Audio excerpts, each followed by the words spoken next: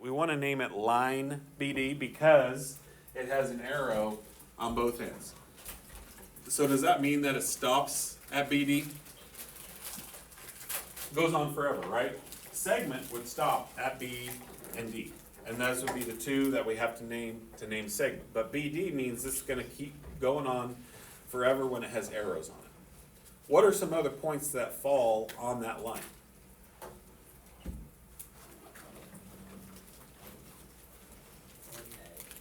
A does, okay. Any other points? C, okay. So here's kind of a weird thing. I could name it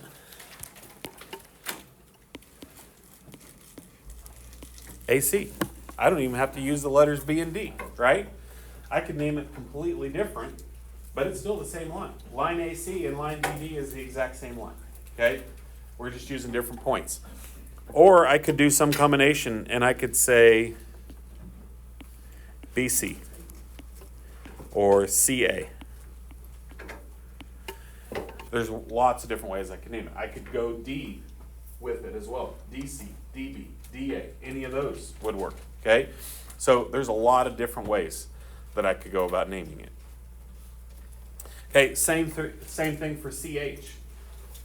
CH has arrows on both ends, so we're looking at points G, F, and E are also on that line. And when we name a line, all we need is two, okay? So I could name any 2 points on that line. So I could do like EF. I could do GH. And once again, there's just a ton of possibilities there, okay? And you could come up with a bunch of others that I didn't name that would still be correct.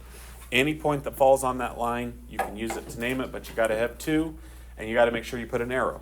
Show them both ways. It's completely different if there was no arrows up there. That would mean segment, and that completely changes our answer. So those are things that we talked a lot about in chapter 1 that we've seen occasionally pop up from time to time throughout the rest of the semester in chapter 2 a little bit. But today we're going to get back into naming lines and some of those things again. Okay, where this kind of ties back to Algebra 1. On Algebra 1, we would graph on a coordinate plane. And typically, we would say, okay, here's a line, and then I would graph another line, and what we would want to find is where do those 2 points intersect, right? 2 lines intersect at a point. And we hadn't really talked about geometry yet, but that is essentially what we were doing. We were doing geometry even though we hadn't really talked about it. 2 lines intersect at a single point. Hey, thanks.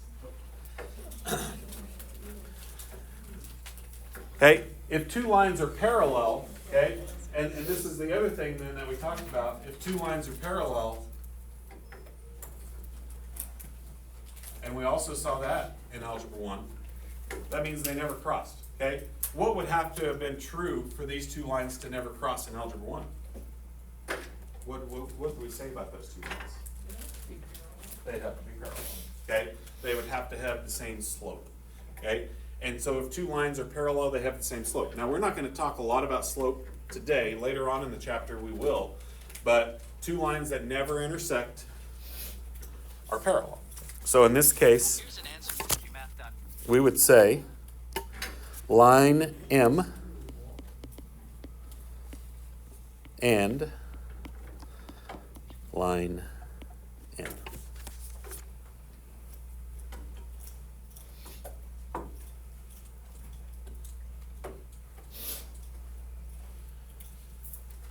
We can tell that those 2 lines, okay, here's another way I can tell they're parallel.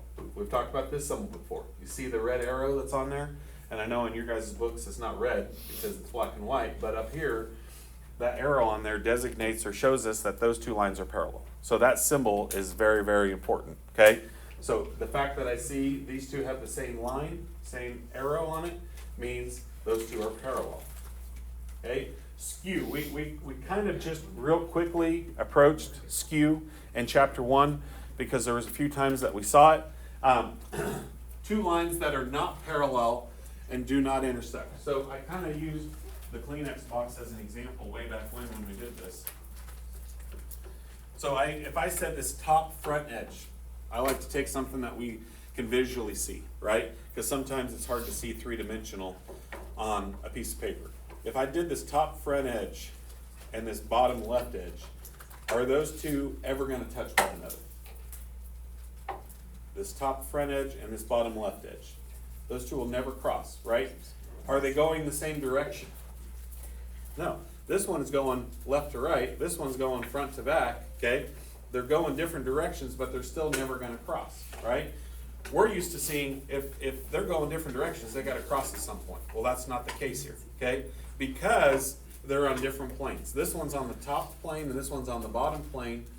They can go different directions and still never cross, okay? So we're kind of talking three-dimensionally when we talk about things like that, especially with skew lines. Okay, so in this one, what would be some lines, and here's what I'm going to do on this one here. I'm going to add this to it. I'm going to say M is parallel to N, just so you've seen the parallel symbol. Two lines that look parallel, that's the symbol for parallel. Okay, M is parallel to N, so we don't have to write out the word parallel every time. Two lines that are not parallel and do not intersect are skew. So name a couple of lines in this picture that are skew. Could I say that N and K are skew? What happens to N and K? They intersect, okay? They cannot intersect. So what does not intersect with K? M, okay? So we would say M, I'm going to use line M and line K.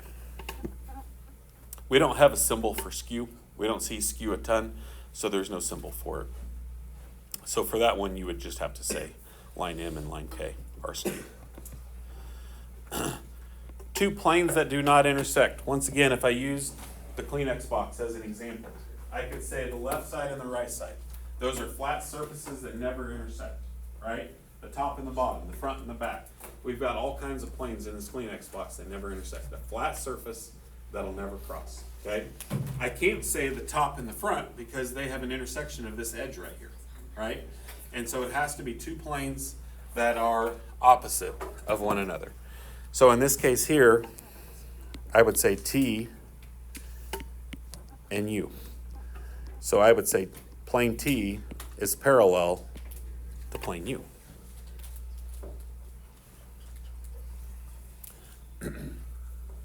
We don't really have a symbol for parallel planes. We can put the little arrow on a line, but we really can't do that on a plane. Okay, so line is really the only one that has a symbol out of the three of those. All right, as I look up down here, consider the lines that contain the segments in the figure and contain the faces of the figure. So this is giving us like a box, and I know sometimes some of us aren't great about identifying things visually, three-dimensionally. That's a little bit harder, okay? Something we're not really used to doing a whole lot of. Which lines or planes appear to fit the description? So I need a line parallel to CD and also contains point A. So it has to fit both of those descriptions, okay? Parallel to CD, here's CD, and it has to go through A. Has to contain A. AB? Yeah.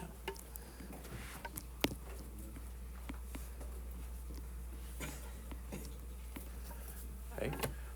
Because here's AB right here, here's CD right here, okay? And you might say, well, AB is not continuing on, but if I put arrows on it, I could say that it's continuing on, right? And so even though it doesn't have an arrow on it, we would say line AB. AB and CD are not going to cross because they're on opposite edges of that box. Okay, skew. Skew is the one that's a little bit outside of the box for us. We haven't really seen skew a whole lot before, so that's going to be kind of something new for us. Skew to CD containing point A. So once again, here's CD. So I need a line that does not intersect it and goes a different direction. Okay, is not parallel to it. AH. Good.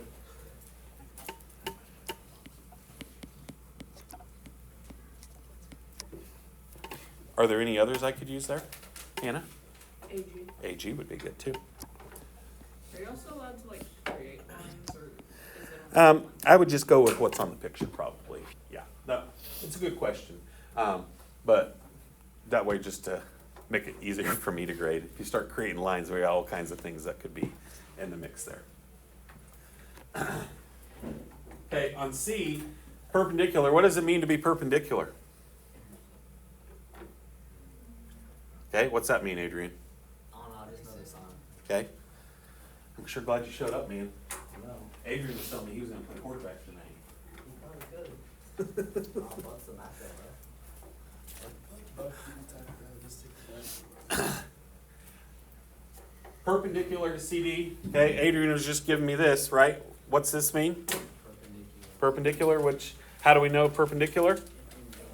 Makes a right angle, okay? Makes a 90-degree angle. Okay, so perpendicular to CD. If this is CD, then I would use BD because I see that right angle marking right there, okay? And I know that those two form a right angle. So I would say 80. Okay, a plane parallel to EFG and containing point A. Okay, so EFG would be the bottom of the box, right? Okay, visualize like a Kleenex box or whatever kind of box you want to visualize. That's the bottom of the box, okay? So what would be parallel to the bottom of a box? The top, right? Only the top. And so the top would be this right here. And when I name a plane, there is no letter inside of the plane I can name it. So how many points do I need to use to name a plane? 3, at least 3, okay? And we have 4 up there. So we could say ABC. I could do, I don't need a symbol on it. I could do DAB. I could do any combination of these 4 points, but I only need 3 of them, okay? And so whatever 3 of those 4 points you want to use, you can, and the order does not matter. Okay, questions on any of those?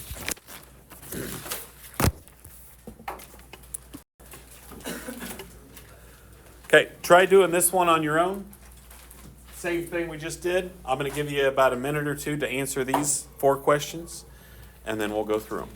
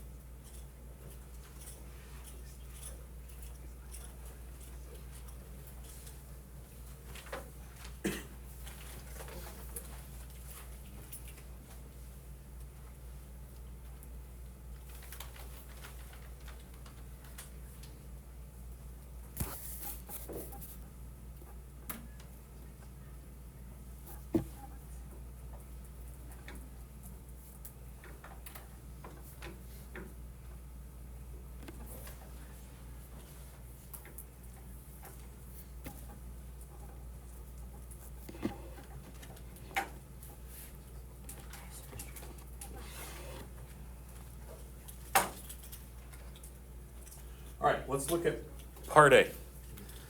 A line parallel to EH containing point F.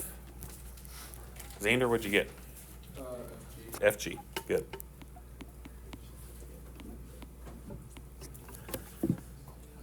Okay, if you think you have another one, let me know, and we'll see if it works or not. Okay, some of these could have more than one correct answer. The fact that they tell us a specific point it has to go through, that kind of limits our possibilities. All right. Line skewed to EH containing point F. Hendricks, what'd you get? Part B. FC. Good.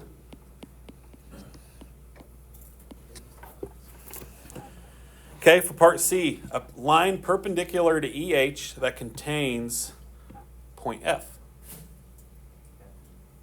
What do you think? FE. Okay, good. And then finally, a plane parallel to AB G containing point F.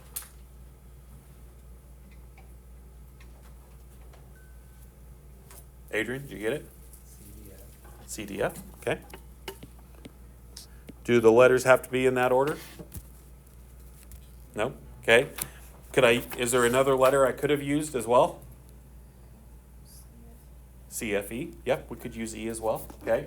So there's a lot of possibilities for the answer, okay? So if you didn't get exactly CDF, that's okay. You might have said FDC, or you might have used E with any of those other letters. There's a lot of possibilities there. All right, these two postulates, we talked about last chapter that we only mentioned about two postulates, right? We had the segment addition postulate, we had the angle addition postulate, and I told you that we'd keep adding more and more to the mix as we go throughout the year, okay? The parallel postulate says if I have a line and I have a random point up here that's off of the line, there is only one line that can go through this point that would be parallel, okay? If I draw a line like this, it's going to eventually intersect it, right? The only line that would be parallel to it is that line right there, okay? There's only one line I can draw through that point that is parallel to it. That's what the parallel postulate says. Perpendicular postulate says the same thing. There's only one line that I can draw that would be perpendicular to that original line, okay? If I have a given point, there's only one line I can draw through that point to the original line. And that's what we call the perpendicular postulate, okay? So it's not like you can draw a line anywhere you want to if I have a given point. If I don't have a given point, then yeah, I could probably draw some other ones in there. Okay, when we look at this one, what I'm kind of thinking of is I kind of think of like a street, and that's kind of like what we have here. We have a map, right? And the way that most cities, sometimes you get some really odd configurations on cities, and you got streets that are curved and things like that. But if you think about like Hutchinson, for instance, you got 17th, you got 30th, you got 4th, all of those streets run parallel to one another, okay? And then if you think about like going north and south, you got Lorraine, you got Severance, you've got Main Street, and so all of those. And so the ones that are going east and west are perpendicular to the ones that are going north and south, right? And so it's kind of laid out in like a rectangle or a square, because it's easier. You can say, okay, this is one city block and things like that.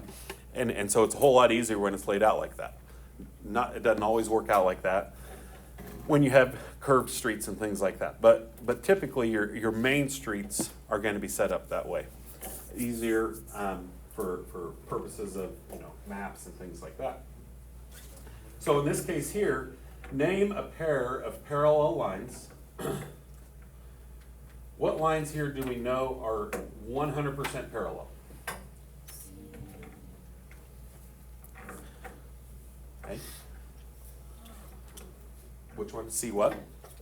C and Okay. Okay, so can I call this one line C? Can I just name a line off of a single point? No, I would have to have like a lowercase letter out here, right? So do I know that like CE and BF are parallel? No. Okay, how come? They don't have arrow. They don't have the arrow marking, right? So does it look like they could be parallel? Kind of does. Do we know 100% sure that those two are parallel? Not necessarily, okay? The ones that we do know are parallel are this one and this one. It has a double marking on it, okay? It's just another arrow that we can use that tells me, okay, so you could use a single arrow or you can use, in this case, a double arrow. So I could say MD is parallel to EF.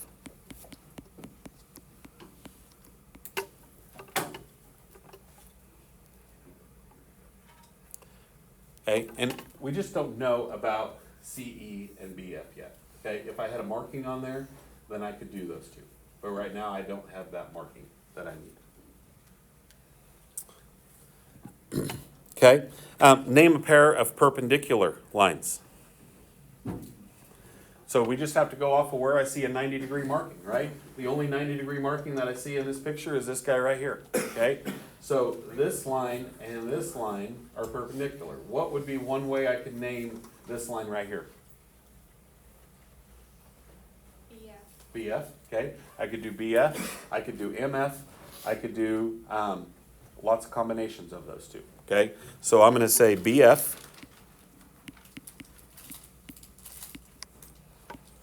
is perpendicular to, there's that perpendicular symbol that we've seen off and on this year, okay? BF is perpendicular to, and then how would I name this one?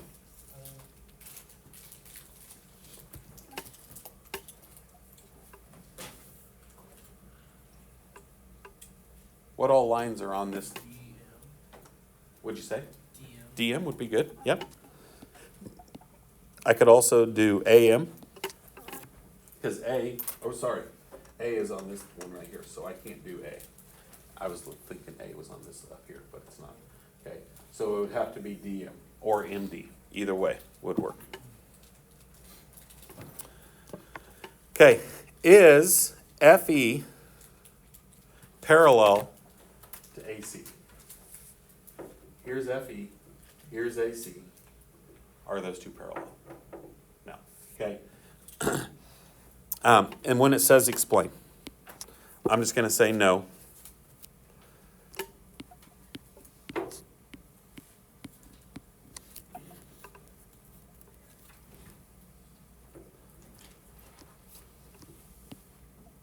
Because MD is parallel to FE. And there's only one line parallel. Okay. So because we already said that MD was parallel to EF, then AC can't be, right? It can't have more than one. It only can be one. So that is using our postulate that we just talked about a few minutes ago to help us with our explanation here. You wouldn't want to say no because it doesn't look like it, right? That's not really a good explanation because we've already talked about many, many times throughout geometry where looks can be deceiving, right? So you have to back it up with some type of proof or postulate or some type of information. So you got to be really careful about that. Be specific. All right. This word right here is a word we're going to see a lot in chapter 3. We call it a transversal. Okay? A transversal is a line that cuts through two coplanar lines. Coplanar lines mean two lines that are on the same plane. Okay? So we have these two lines that are not necessarily going the same direction. They're not necessarily parallel. But then T is cutting through both of them. Okay? So T, line T here, is what we call the transversal. And when we have a transversal, all kinds of angles are formed here. Okay? We have basically 8 different angles that could be formed in that picture. And I'm just going to draw a picture up here.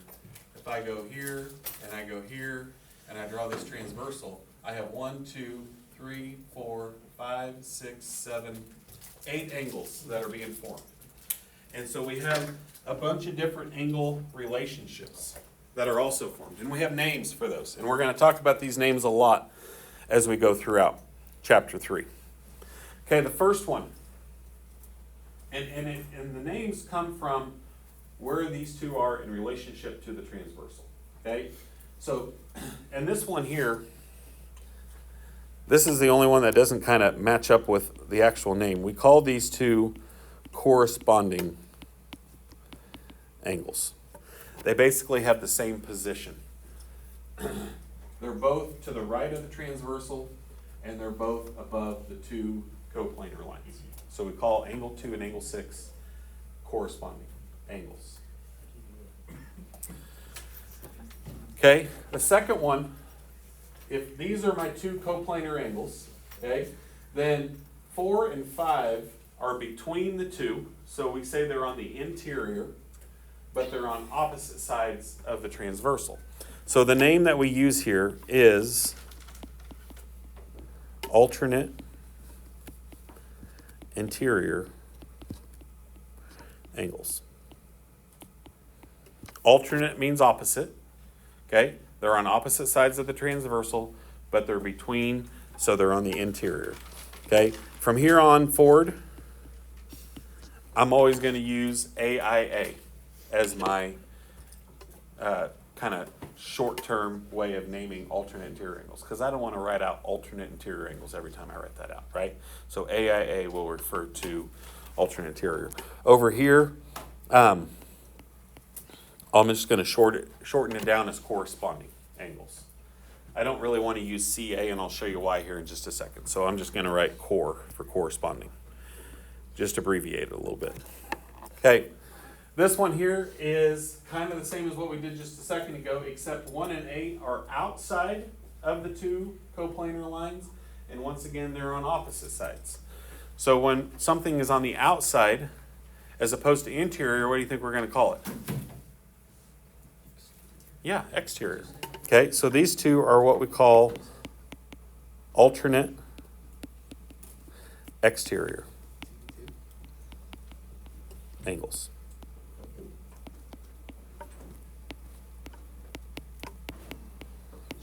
And I'm going to abbreviate that one as AEA, alternate exterior angles.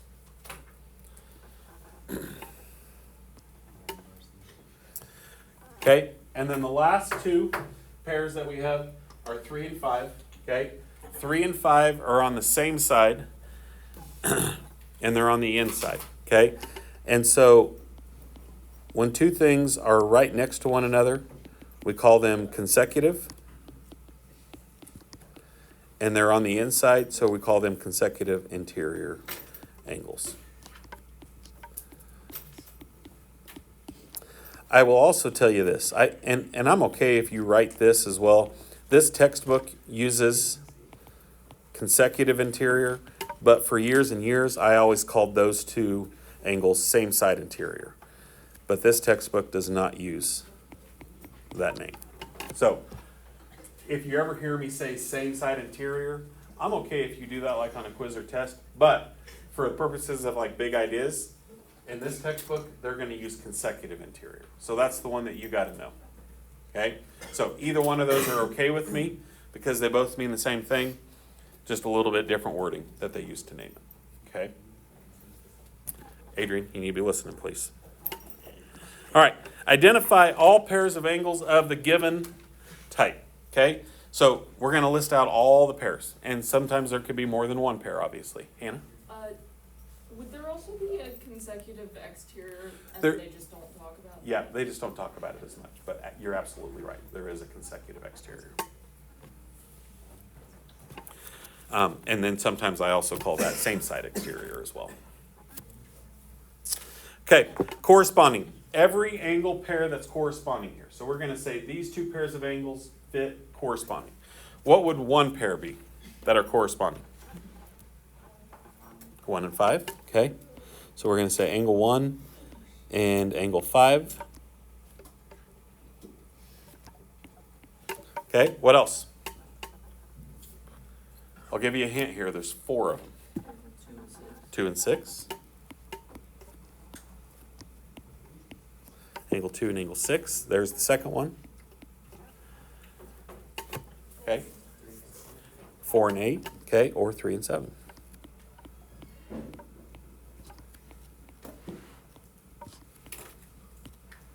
Okay, and for today, we're not saying anything about the relationship. We're just saying these pairs are corresponding. Okay. Alternate interior. So they've got to be between the two lines. Okay. And so the only interior angles are 2, 5, 4, and 7. But they have to be on opposite sides. So 2 and 7 would be a pair, 4 and 5 would be another pair. Because they have to be on the inside. So angle 2 and angle 7, or angle 4 and angle 5. Okay, and then this kind of was like what you were talking about, Hannah. Except these two are on opposite sides. Okay, And so here we're looking at exterior. So here we would say angle 1 and angle 8, or angle 3 and angle 6. And finally, consecutive interior means they got to be between the two coplanar lines, but they have to be on the same side, consecutive, next to each other. So that would be angle 2 and angle 5, and then angle 4 and angle 7. All right, on the last page that we're going to cover for today, this one is kind of tricky, okay? Because we have 4 lines, A and B and C and D, okay? And a transversal of lines A and B. So here's A and B. What lines cut through A and B? What lines make a transversal with A and B? C and D, right? So I could say line C or line D.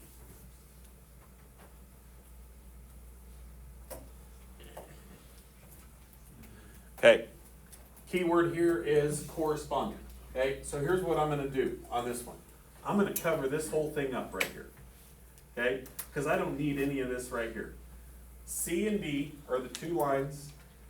A is the transversal. So what would be corresponding with 2? Corresponding angle with 2. 6, yeah. Or, if I cover this up, now what would be corresponding? Angle 10, okay? Because they're both on the same side of the transversal, but one's inside and one's outside, okay? Those 2 correspond with one another. So it kind of depends on how I look at it, okay? I could look at it with the bottom part, or I could look at it to the right, okay? So there's a couple different possibilities there. Either one of those would be good. Alternate interior to angle 11. Okay, so once again, I think it helps just to cover this up, because otherwise you're looking at the whole picture and sometimes it's kind of hard to determine. So what would be on the opposite but also on the inside of 11? 14, okay?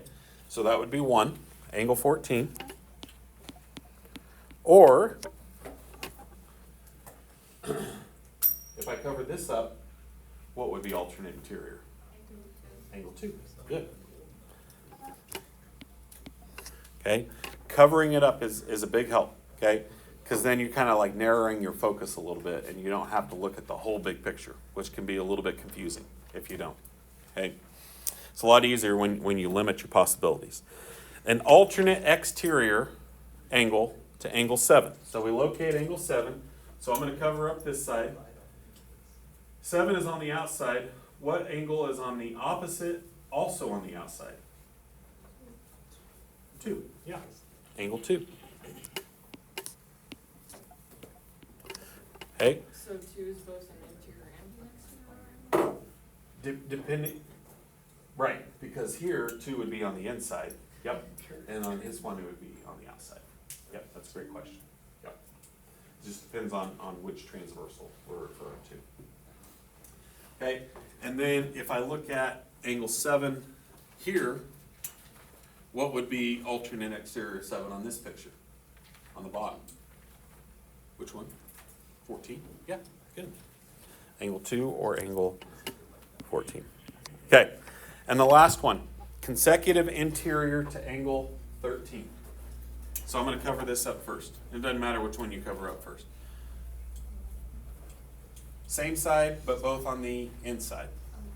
11, okay? So angle 11 would be in that case. Or,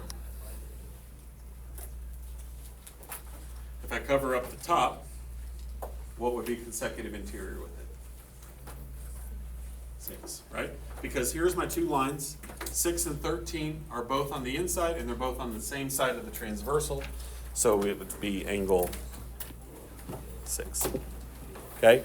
So really kind of focus on what it is you're talking about, and there might be more than one to look at there. Okay,